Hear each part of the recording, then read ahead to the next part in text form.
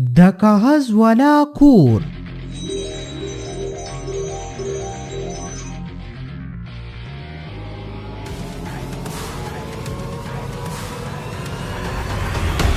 زمونږه نوی سټوري د پاره چینل سبسکرایب کړئ او بیل آیکان در سره لازمی ووهئ. د یو وخت خبره ده، په یو کلي منځ کې یوه ونه وه. هغه ونه مکمل پیسو نه ډکه وه. په کلي کې چاته هم ضرورت شولو نو هغې ونې نه بې پیسې وکړلې او بیا بې ورباندې خپل ضرورت پوره کولو. په دې کلي کې د خان نوم باندې یو هلک هم و. هغه به ونې ته ورغلو او ونې سره به خبرې کولې. داسې د کلیوالا خلک هم خوشحاله او ونه هم خوشحاله. یوه ورځ دې ونې د پاره دوه کسان را روان وو. سلطانه که دغه ونه حقیقت کې موجوده وي نو زما او تا خو به مزې شي مزې. تو ګوره که دغه ونه حقیقت کې موجوده وي نو زه ونه ټول تکت ځان ته راولومه او بیا به زه په خپله جادو باندې پیسې جوړوم. خو که هغه ونه رښتیا موجوده وي ځکه چې زما یقین نه راځي چې په خپله مې کتلې نه وي. په کلي کې خان ونې سره خبرې کولې. ونې تر د خدای پاک وسیله کړي که ته نه موجوده نو موږ اوس درنده درنده کارونه کول. ستا د وجې درندو کارونو نه خلاص یو، په تیاره درته ناست یو. زه خو ستاسو دپاره وسیله یم، خو تاسو چې ما نه کومې پیسې کوئ هغه باندې بیله د کور خرچې ما اچوئ. ځان ته څه کاروبار هم شروع کړې ځکه چې زما څه پته لګېږي. الله دې نه کړي چې پتا به څه کېږي. زه به درته خامخا پره کوم چې تا ته څوک څه ونه یي. د پرې ضرورت نشته دی. اوسه پورې ما ته چا د نقصان او تکلیف په سترګه نه دي کتلي. نو امید لرم چې په ژوند کې بې راته ونه ګوري. په دې وخت سلطان او ګجر هغې ونې سره ځای ته راشي. ارې سلطانه دا خو رښتیا و، د روپۍ والا ونه موجوده ده.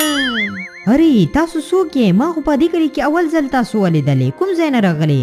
جی مونږ د دې کلي نه یو، بل ځای نه راغلي یو. خبر شولو چې دې کلي کې یوه ونه دی، هغه خلکو ته پیسې ورکوي ځکه راغلو که مونږ دواړو ضرورتمندو ته پیسې راکړي. ولې نه راشې؟ څومره پیسې چې ځان ته کوې هغه وکړې. دا خو هر چا سره مرسته کوي. یار سلطانه زه خو وایي راځه اوس به ځو بیا به چېرته پیسې وکړو ځکه چې مخکې ډېر کارونه پاتې دي هغه به خلاص کړو. هغه نه بعد چې واپسې کې راشو نو بیا به ځان سره ډایرکټ پیسې یوسو. بالکل دا خبر خو دې ښه وکړله. سبا و بیا راشو او د خپل ضرورت پیسې به ورنه یوسو. دې خبرې نه بعد دواړه روان شي. بیا ماښام وخت شي نو دواړه ونې ته واپس راشي. ارې تاسو راغلی په دې شپې راځئ پیسې وکړئ. مونږ پیسې مایسې نه کوو. تا کې چې کوم د پیسو ورکولې طاقت دی هغه درنه حاصلوو ځکه چې مونږ دواړه جدګاران یو. جدګاران څه تاسو ما نه طاقت خلئ؟ داسې ونه کې زه خو به مکمل بدله شم او د څه کار به نه شم. خیر دی ما نه طاقت مه خلئ. هر څومره سوالونه چې وکړې خو بیا به هم د پیسو طاقت مونږ ته ته راکاوي ځکه چې دا مونږ درنه په زوره خلو. دې خبرې سره سلطان وایي جادو وکړي. جادو سره د ونې طاقت سلطان او ګجر ته راشي او ونه په بدلیدلی شي. بیا ونه مکمل بدله شي. سلطان او ګجر هغه نه لاړ شي. بیا سبا وختي ټول خلک ونې ته راجمع وي خو ونه مکمل بدله شوي وي او پیسې میسې هم نه وي. ارې دا څه شوي دي؟ دا ونه خو مکمل بدله شوي دی، پیسې میسې هم نشته دي. ارې یار زمونږ خو به ټول امیدونه برباد شي که دا ونه خپل حالات ته رانشي. خانه دا څه شوي دي؟ زما دماغ هم کار پرېږدولی دی. مونږ ټول خلک خو په تیاره عادت یو، اوس کار هم نشو کولی. زه خو ډېر زیات خفه یم. ارې خانه موږ سره د کاروبار روانولې خام وکاوه. ای ونې خو په موږ باندې دا پابندي نه وه لګولې چې تاسو پیسې ما کوئ. موږ به ځان ته ښې ډېرې کړې وه او کاروبار مې چالو کړی وه خو موږ دا سوچ ونه کړو.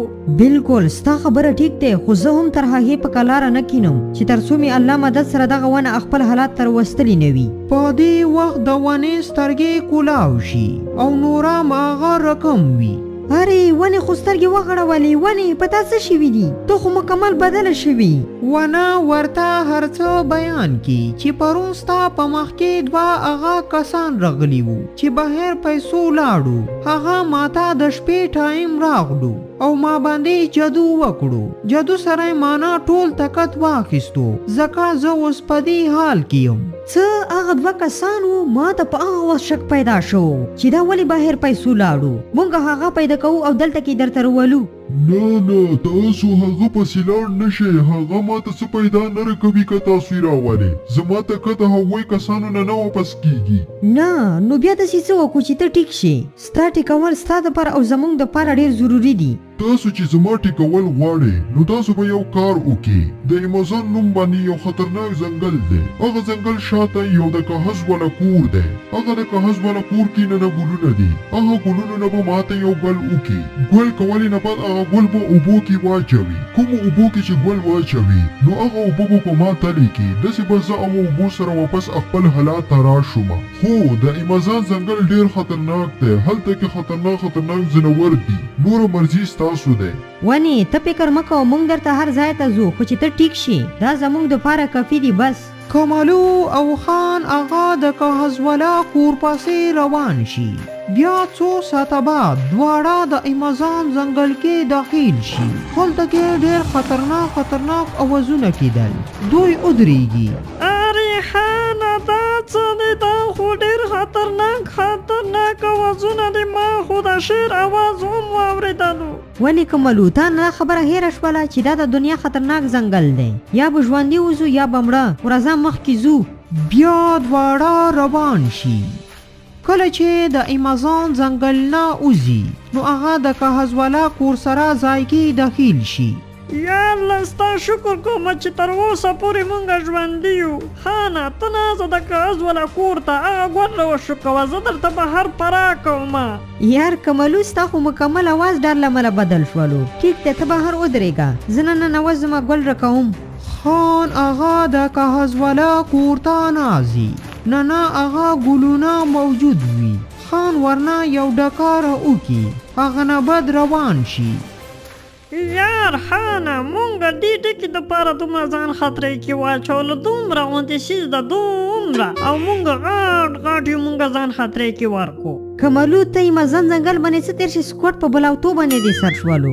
دا ګل خو د کمال ډک دی، که کمال ورکې نه و نو بیا مونږ ورته دلته کې راتلو. دومره خطرې کې مې ځان چولو. دواړه هغه د کاغذ والا کور سره ځای نه روان شي. هلته کې سلطان او ګجر یو څو کسانو نیولي وي، ځکه چې دوی دواړو د ونې غوندې پیسې نیولې وي. کی سټوري لیدلې نه مخکې اول تاسو دغه چینل ته وزټ وکړئ. دا زما د ملګري چینل دی. امید لرم چې تاسو به دغه چینل سپورټ وکړئ. په دې باندې به تاسو ته نوې ښایسته کیسې راځي او هغه هم په پښتو زبان کې. اوس لاړ شئ زما د ویډیو ډسکرپشن ته، هلته کې لینک موجود دی. لینک باندې کلیک کړئ او چینل سپورټ وکړئ. بقي د وخت راکولې ډیره زیاته مننه. یار سلطانه د اخر څه مصیبت باندې واوښتلو. مونږ خو ویل څه وخت د پیسو ضرورت شي نو جادو باندې به حاضره وو، خو دا الټا د ونې په شان مونږ پیسې ونیولې او بیا د دغو لاسته ورغلو. اوس په مونږ څه کوو؟ ګجره ګورې نه، ما او تا د پیسو ماشینان یو. مونږ خو چې د چا لاسته هم ورغلو نو بیا مې نه پرېږدي. دغو غلو نیولي وو، خو زه دا سوچ کوم چې تر قیامته پورې به خلاص نشو، ځکه چې ورته په تیارو پیسه ملویږي. تیاره سلطان غوی ته د خپلو کړو سزا میلاو شوه او خان غوی اوبو کې هغه ګل رنګ کړی وي او ونې باندې اوبه واچوي چې ولې سره ونه مکمل ټیک شي لکه څنګه چې مخکې وه. ارې خانه او کمالو ستاسو ډېره مننه کوم چې تاسو ځان خطرې کې واچولو او ما ته مې علاج راوړلو. بیا هم ډېره زیاته مننه کوم. ونې دا خو په مونږ فرض وو چې تا سره مرسته وکړو، ځکه چې د دې کلي خلکو خوشحالۍ وسیله ته یي. مونږ ته پکار ده چې ستا هم فکر کوو. نن الې به تا ته دلته کې 2 کسان پناه کوي چې څوک درته نقصان ونه رسوي. ها دا راته ووایه چې ما سره څه وشولو دینه تاسو ته څه سبق میلاو شو دینه مونږ ته دغه سبق میلاو شولو چې مونږه مهنت او مشقت وکړو ځکه چې یو سیس ته یو کاروبار ته سترګې غړول یعنی په تمه کېنستل نه دي پکار ځان ته مختلف لارې کولول پکار دي چې یو بند شي نو بله لاره درته کولاوي بیا به ته ژوند کې کله هم مشکلاتو سره مخامخ نشي خو مونږ څه کوو مونږ ته چې په تیاره څه میلاویږي نو بس بیا مونږ بل څه کار نه کوو نوره دې کتونکي هم خپله رایه کمنټ کې شیر کړي چې دې ویډیو نه مونږ ته څه سبق میلاو شو دوستانو د ها کیسه دغه پورې وه که تاسو د ها کیسه خوښه شوې وي نو دا در سره لایک چینل سبسکرایب بل ویډیو راتلو پورې د لوی الله په امان